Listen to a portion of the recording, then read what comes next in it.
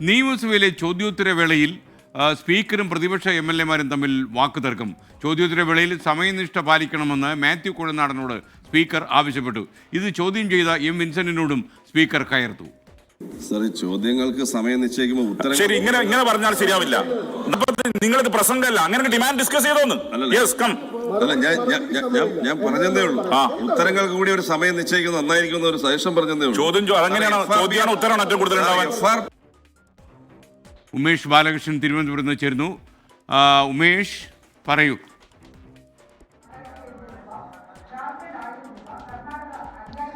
ഇന്ന് ചോദ്യോത്തരവേള ആരംഭിക്കുമ്പോൾ തന്നെ സ്പീക്കറും പ്രതിപക്ഷ MLA-മാരും തമ്മിൽ ഒരു വാക്കേറ്റത്തിലേക്ക് കാര്യങ്ങൾ നീങ്ങിയിരുന്നു. അതിൽ പ്രധാന കാരണം നീതി ആയോഗുമായി ബന്ധപ്പെട്ട ഒരു ചോദ്യങ്ങൾ ചോദിച്ചപ്പോൾ മാത്യു കുഴൽനാടൻ ആദ്യം നീതി ആയോഗിന്റെ പരാമർശങ്ങൾ കൂടി പറയാൻ ശ്രമിച്ചു.